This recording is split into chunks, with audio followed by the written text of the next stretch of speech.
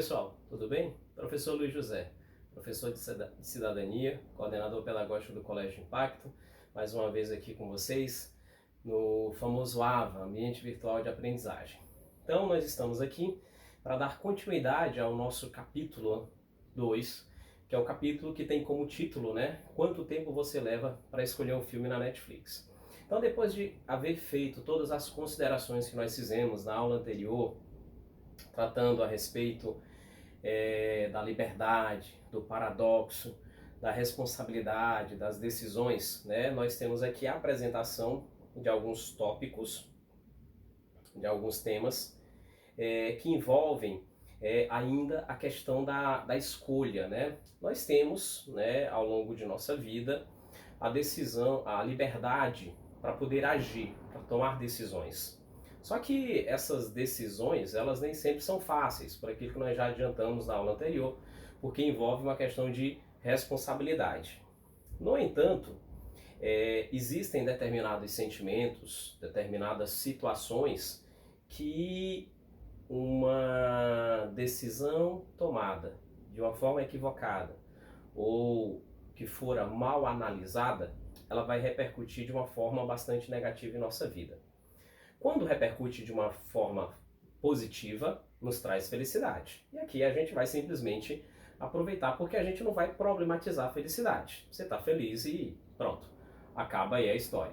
Mas quando gera infelicidade, quando gera problemas, eu paro para pensar, para saber o que foi que eu fiz de errado, ou o que foi que eu não fiz, para que eu pudesse passar por um sentimento tão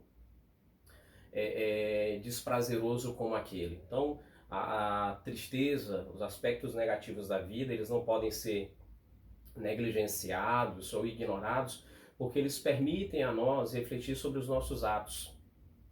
Eles fazem com que nós tenhamos uma situação, uma responsabilidade maior diante de toda e qualquer decisão que aparece, sobre a nossa responsabilidade. Então, aqui a gente vai dar sequência, falando agora dessa vez sobre o processo de escolha. O processo de escolha, escolher é fácil, nós já falamos sobre isso.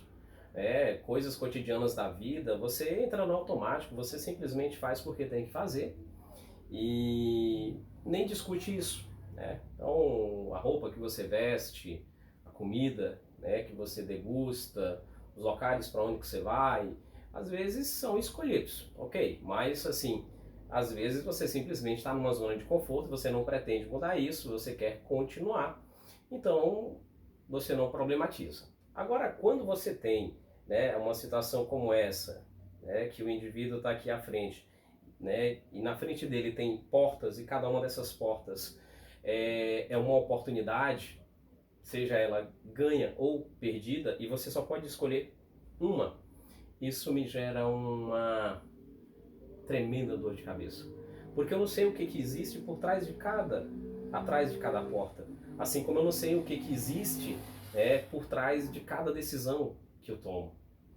Então, daí a minha angústia em escolher. Porque eu crio critérios, eu penso, eu me esforço para tomar a melhor decisão possível.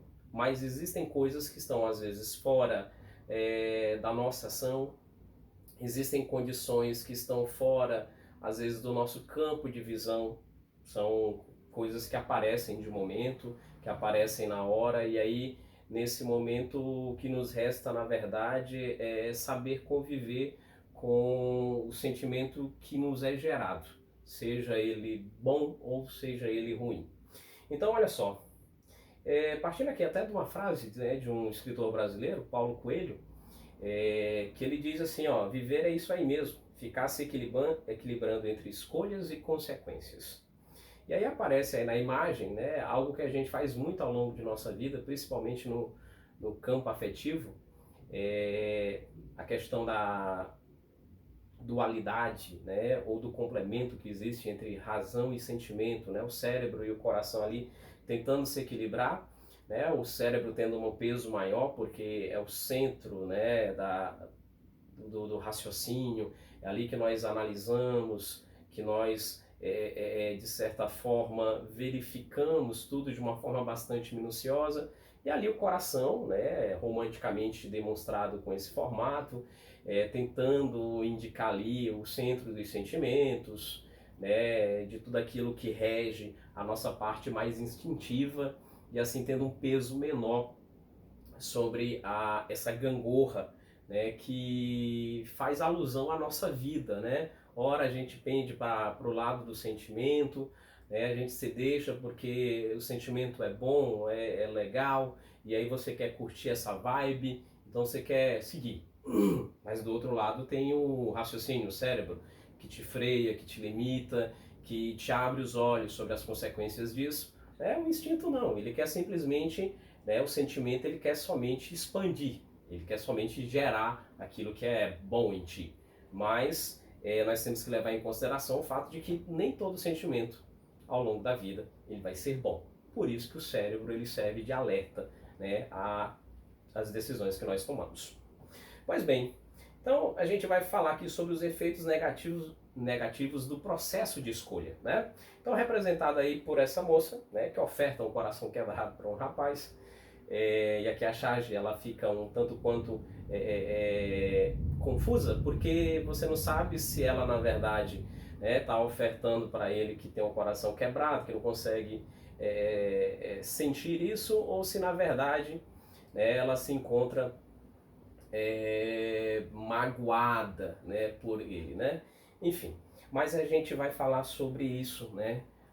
Os aspectos negativos do processo de escolha, o que que a gente colhe, o que que a gente sente quando nós tomamos uma decisão errada, e essa decisão errada ela gera algum problema para nós, ou então para outras pessoas, o que é pior. Porque quando eu tomo uma decisão e essa decisão, né, ela traz somente para mim os seus efeitos, eu consigo, bem ou mal, arcar com isso, resolver isso, conviver, lidar com isso. E por mais que eu não consiga lidar, eu vou ter que aprender. Agora, quando isso recai sobre outras pessoas, principalmente quando essas pessoas não têm nada a ver, elas não pediram para participar, a gente se sente mais desconfortável. Porque nós entendemos que a experiência da vida, ela tem que ser interessante, para mim e para os outros, para nós e para os outros. Precisa disso. Mas assim, a gente quer a todo momento agradar, a gente quer a todo momento produzir, né, o máximo de felicidade, a gente quer ser popular, a gente quer ser aceito. E nós temos que entender e ter uma visão madura de que a vida não é assim. De que a vida, na verdade, ela é um processo de socialização que nos coloca diante de situações variadas e dolorosas em grande parte das vezes. Mas que isso, quando bem absorvido, serve para fortalecer o nosso caráter, para fortalecer quem nós somos, aquilo que nós queremos, ou seja, para tornar o ser mais maduro. Então, olha só, um dos primeiros efeitos que as consequências negativas de uma escolha traz para uma pessoa é a paralisia. Bom, não a paralisia física, né? Mas aqui a paralisia entendida como uma condição em que o indivíduo ele não consegue tomar decisão, né? Ele não consegue agir, ele não consegue fazer, ele simplesmente trava, digamos assim, né? Grosso modo. Então, algumas pessoas resolveram tornar a sua vida, a sua experiência de vida leve. Então, algumas pessoas elas tentam lidar com essa situação de uma forma mais sossegada, tranquila, escolhendo, agindo e assumindo a responsabilidade sobre os atos de sua vida. Outras pessoas não, elas carregam um peso maior porque elas entendem que não podem errar, que não podem decepcionar, que só tem que fazer coisas certas, como se a gente fosse acertar a vida inteira. Então essas pessoas, elas dobram, elas triplicam o peso da existência. Então, a um ponto tal que a vida se torna uma coisa extremamente pesada, extremamente desgostosa, porque elas não sabem lidar com fracassos. E aí, o que acontece? Diante de determinadas situações, as pessoas simplesmente elas elas paralisam, elas travam, elas não sabem. Então elas jogam para dentro de si tudo aquilo que está acontecendo no mundo exterior. Então isso se somatiza, né, problematiza, às vezes gerando inclusive doenças, né, síndromes, não síndromes, né, mas assim, problemas de comportamento, o que não é interessante. Então a paralisia, né, é entendida dessa forma. Essa imagem ela mostra mais ou menos isso, né? Era como se, né, diante de uma situação, diante de uma situação que você tem que resolver com alguma pessoa, você simplesmente parasse, paralisasse, porque você não consegue tomar uma decisão, né? Seja ela positiva ou negativa, você simplesmente não consegue fazer nada, porque você acha que não sabe o que fazer. E nós entendemos que a questão do agir e do pensar, né, entenda, falei agir e pensar, na verdade é pensar e depois agir. Eu tenho que fazer isso. Eu tenho que pensar para depois fazer. Porque se eu for fazer para depois avaliar os riscos da minha ação, eu estou fazendo uma coisa errada. E aí eu não posso reclamar depois, porque eu fiz a coisa por experimento. E se eu quero ter aspectos mais interessantes, resultados mais interessantes para a minha vida, eu tenho primeiro que pensar, amadurecer a minha ideia para depois sim agir. E ainda assim, eu não vou estar livre de fracassos. Eles podem perfeitamente acontecer por aquilo que nós já falamos. Porque existem coisas que estão além do nosso campo de visão, tem coisas que estão além da nossa vontade, da nossa capacidade. E às vezes aparece, né, assim, nos paralisando diante da vida, porque nós simplesmente não conseguimos agir, por acharmos que uma determinada decisão, uma determinada situação ou consequência, ela é maior do que nós. Bom, olha só, outra coisa também que acontece, né, é assim, como consequência das nossas más escolhas, né, nós temos aí a decepção, né, que ela ocorre quando não vem aquilo que nós esperamos. Então, quando a gente gera uma expectativa, a gente quer que essa expectativa ela seja atendida. Então, eu fiz algo esperando algo. E às vezes eu faço algo e aí vem o não algo. Ou seja, vem algo completamente diferente daquilo que eu desejava.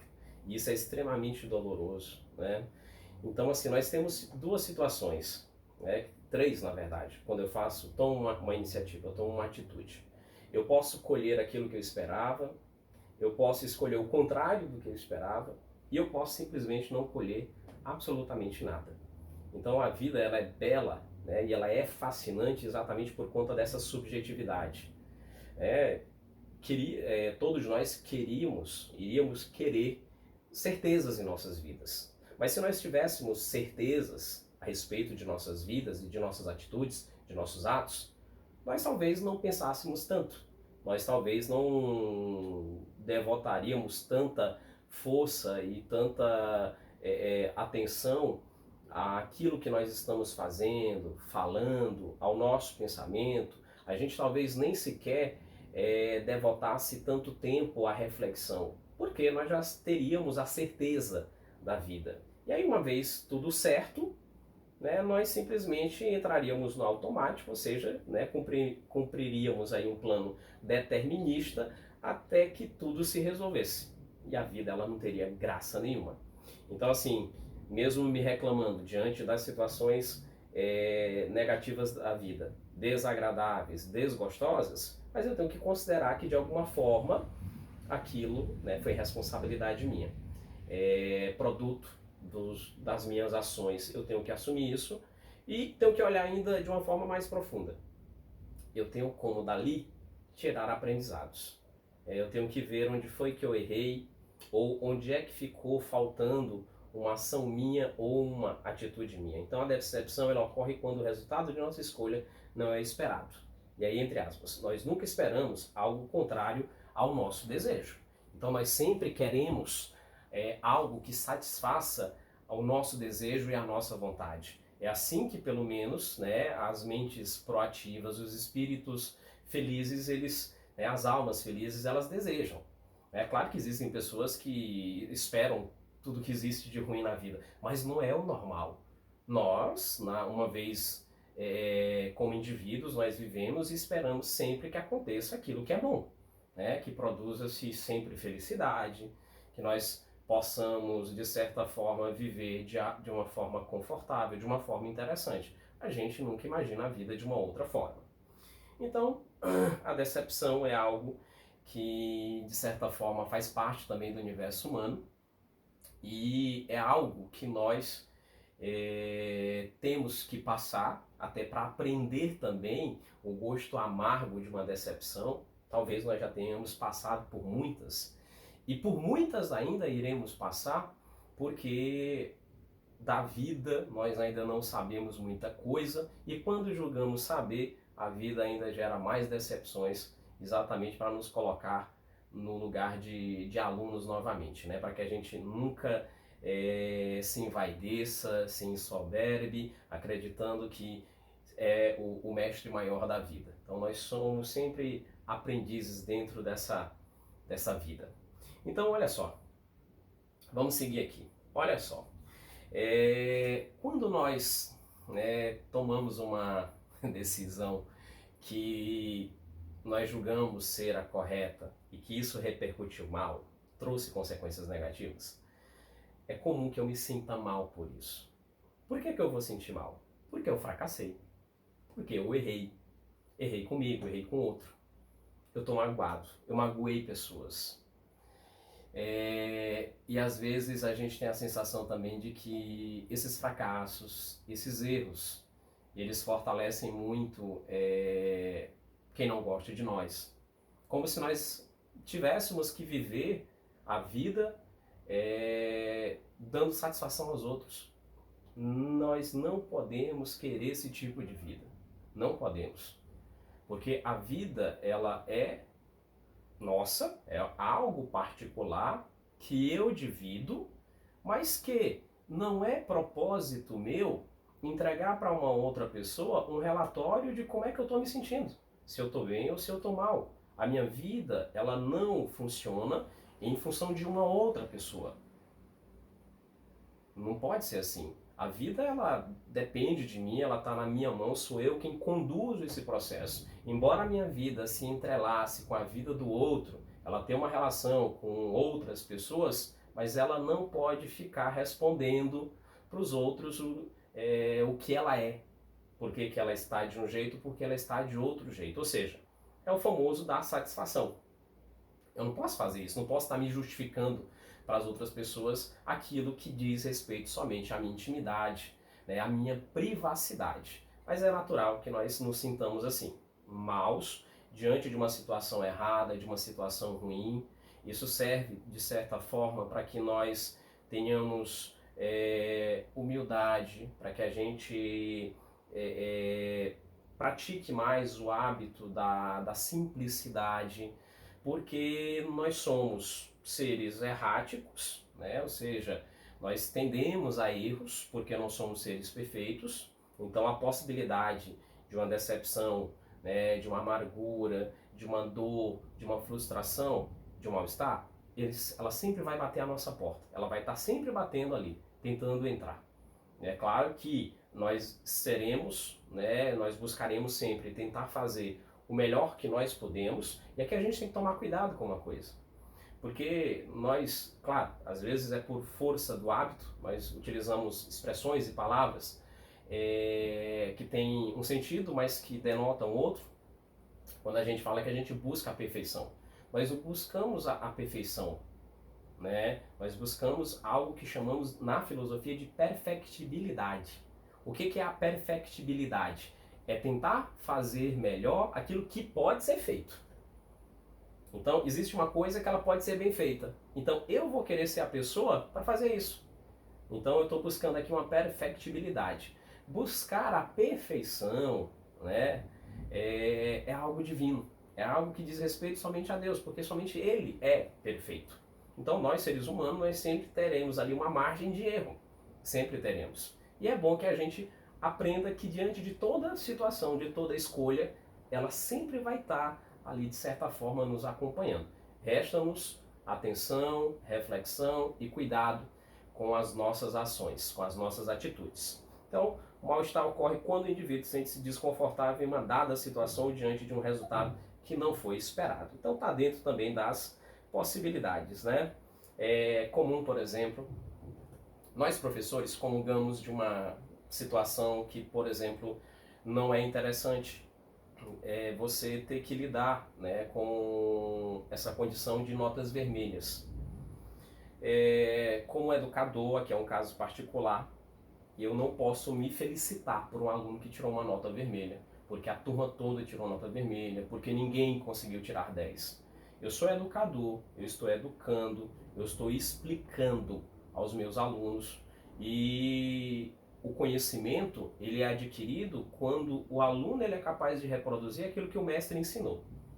Então, a minha satisfação como educador, particularmente, é quando o meu aluno ele consegue fechar a prova, quando ele consegue tirar uma nota que ele se satisfaz, que ele convive bem com isso, né, que ele conseguiu ali de certa forma entender a ideia maior, até porque o conhecimento ele não é medido somente pela condição de nota, pela prova.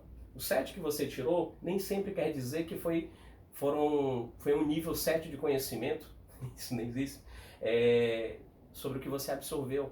Então nem sempre a prova ela fala para aquilo que você entende, para aquilo que você sabe, né? Sabemos que isso é chato de ser tratado, mas assim, eu como educador, eu vou estar sempre na torcida pelos meus alunos, né, para que tenha a melhor nota. Então, quando tem muitas notas ruins, é natural que eu faça uma reflexão sobre o que foi que aconteceu. Embora isso não me atinja, ou eu pense que não me atinja, mas eu tenho que verificar isso, porque não é natural uma turma inteira tirar nota vermelha. Foi o que aconteceu. Quando metade da turma tirar nota vermelha, ainda tem que haver uma preocupação. E quando tem um só aluno que tirou nota vermelha, eu tenho também que manter a minha situação. Não tenho que tratar isso somente como um número. Ah, foi somente um. Porque, como a gente sabe, né, como diz o filósofo, por trás de cada nota, né, existe uma história. Então é bom que a gente verifique e se certifique, né, de o que foi que aconteceu para que essa nota ela não tenha sido conquistada, não tenha sido obtida. Então, seguindo aqui, então, é uma imagem que mostra muito bem aí o mal-estar que nós apresentamos diante de uma situação negativa em algum momento da vida. Então, olha só, a paralisia que nós temos diante de determinadas situações, quando a gente fala, eu não sei o que é que eu faço, mas a decepção, que sabe, não lidar bem com aquilo que você recebeu, porque não era o que você esperava, mas o mal-estar, que é exatamente o desconforto diante da vida, diante dos outros, diante de si, da própria consciência, isso vai gerar uma coisa que nós chamamos de infelicidade. Olha só, quando a gente começa a estudar filosofia, lá no 6º ano, nós sempre pensamos, né, nós chegamos na primeira aula de filosofia acreditando que o objetivo da filosofia é nos fazer pensar. E nós pensamos sem filosofar. Quando eu estou pensando, né, eu estou com fome, eu estou pensando em comida. Quando eu recebi uma nota vermelha, eu estou pensando, né, na dor de cabeça que vai ser explicar isso lá em casa. Eu estou, na verdade, simplesmente exercitando a minha racionalidade. Não significa dizer que eu estou filosofando. Porque o filosofar, ele é metódico, ele é sistemático, né? Ele requer uma exigência e um determinado rigor. Então, a filosofia, ela vai lhe servir para amadurecer esse rigor sobre o pensar, mas a filosofia ela vai servir para você, para que você conquiste a sua felicidade. É o objetivo da filosofia, fazer com que o homem conquiste a sua felicidade. Através de quê? De formas variadas. Mas tendo o pensamento, a racionalidade, como instrumento maior para atingir esse fim. Então, nesse caso, o ser humano ele é feliz quando ele consegue viver em paz consigo e com os outros.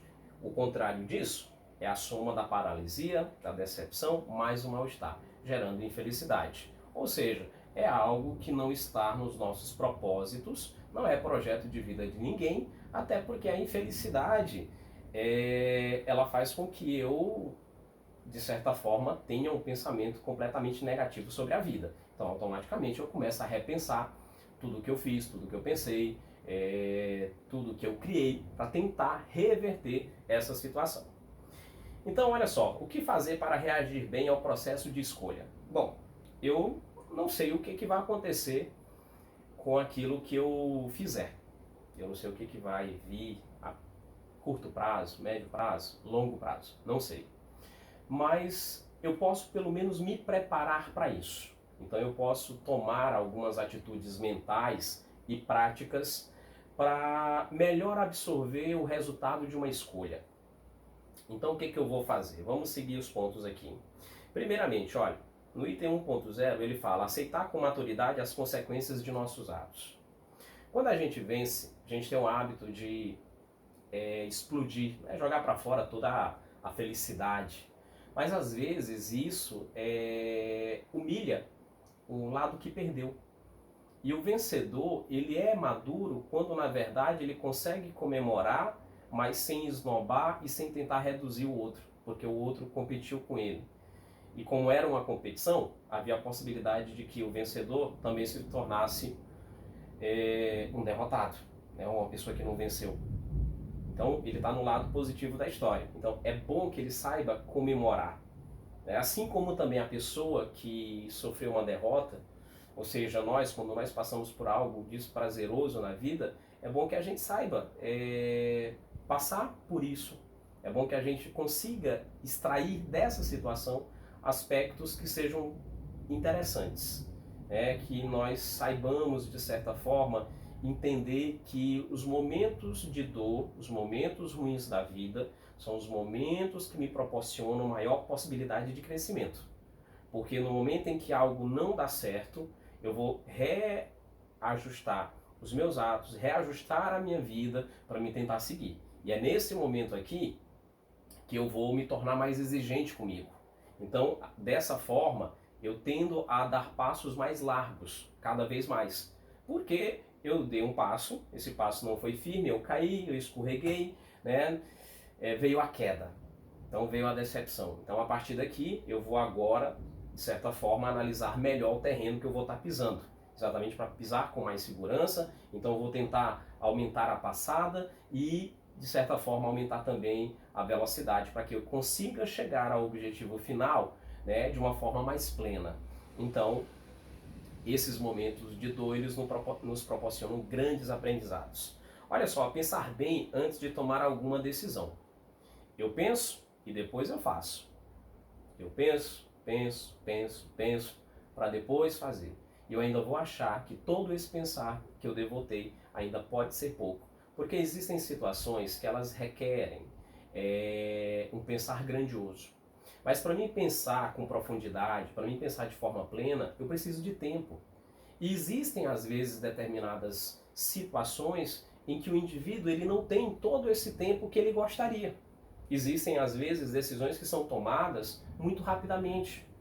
E às vezes, na verdade, quando você está nessa situação, o que é que você faz? Você toma uma decisão, às vezes nem pensando tanto no quanto de bem que você vai gerar e vai produzir, mas talvez pensando no mínimo de prejuízo e de mal que você pode fazer a alguém. Porque como você teve pouco tempo para pensar, você não conseguiu analisar de uma forma profunda essa ação e você acaba achando que na verdade ela vai, né, dar em coisa errada. Então, realmente, o pensar ele requer tempo. Então, é bom que a gente saiba então que quando nós não tivermos tempo suficiente, né, que a nossa ação ela seja consciente, mas que se vier um resultado ruim que a gente saiba lidar com ele. Terceiro ponto, gente, olha, ter empatia, ou seja, colocar-se no lugar do outro. Essa situação ela é interessante pelo fato de que ela faz a gente enxergar o mundo pelos olhos do outro. Então, eu me colocar no lugar da pessoa que passa pelo problema, eu me colocar no lugar da pessoa que, por exemplo, diante de uma de um conflito, né, foi a vítima ou foi o algoz, eu tenho olhos para isso. Eu consegui enxergar diante de perspectivas diferentes. Então, quando eu faço isso, eu consigo ver a vida de uma forma melhor e de uma forma mais interessante. Porque a vida, ela, em algum momento, ela pode nos colocar em um local extremamente confortável? Pode. Mas ela pode também nos colocar em um local extremamente desconfortável. E às vezes isso muda muito rápido. Então é bom que a gente, de certa forma, mantenha sempre a humildade e também um preparo de espírito para lidar com as diversas situações que nos acontecem. E você, de certa forma, se colocar sempre no lugar do outro, né, fazer um exercício diário de empatia, é interessante porque vai fazer você vislumbrar a vida de perspectivas diferentes. E quando você vê, né, a vida de ângulos diferentes, o sentimento que você tem a respeito de um determinado fato, ele vai variar. E ele vai fazer você ter um pouco mais de cuidado com os seus atos. E o último tópico, o último ponto, né, que ele diz que aceitar que é um processo pelo qual todos os seres humanos eles passam. Ou seja, né, nós todos estamos, né, em um mundo onde as interações sociais elas são cada vez mais complexas, porque as pessoas vivem, né, nós vivemos um momento muito delicado em termos de relação social, os espíritos já não são mais tão fortes, as pessoas se fragilizam, ou estão fragilizadas. Existe aí toda uma cultura da medicação hoje em dia, como se o sofrimento ele fosse algo que não fizesse parte da vida humana. Então, diante de qualquer dor, de qualquer sofrimento, de qualquer lágrima, as pessoas já se encaminham para um médico para serem medicadas. E isso não é bom. Não é bom porque a medicação, entenda aqui, quando não é uma medicação prescrita, né, de uma forma específica, ela me tira, como ser humano, da possibilidade de eu passar por um processo que diz respeito à minha natureza, que é a dor, que é o sofrimento, e faz com que eu fique anestesiado diante da vida. Olha só, eu não estou sentindo nada em termos de dor, mas todo o processo de desconforto na minha alma está sendo gerado. Né? Eu não estou feliz com aquela situação. Simplesmente me aplicaram um anestésico para que eu não sentisse nada, né? Em termos, né, digamos assim, de sentimentos. Mas assim, eu não vou estar contente com a vida, porque eu sei o que está acontecendo. Ou seja, está acontecendo aquilo que eu não quero. Então, quando nós fazemos e temos essa mentalidade de que é algo natural, é algo que faz parte do nosso universo de vivência, né? É o que me faz ser uma pessoa, um ser humano. É exatamente ter dentro da vida esse leque variado de opções, né? Do erro ao acerto, os sentimentos que a gente pode gerar, que a gente pode sentir, mas claro, sempre prezando pelas melhores decisões, mas sabendo arcar também quando as consequências elas não forem boas. Então, meninos, quero agradecer mais uma vez pela atenção de vocês.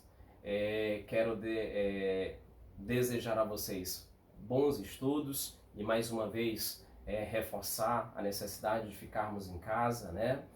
Tomarmos cuidados sanitários, né? De higienização necessários para que não sejamos acometidos por nenhuma doença nesse momento, né, tão delicado, e que logo logo nossas vidas elas possam, né, voltar ao seu cotidiano, à sua normalidade.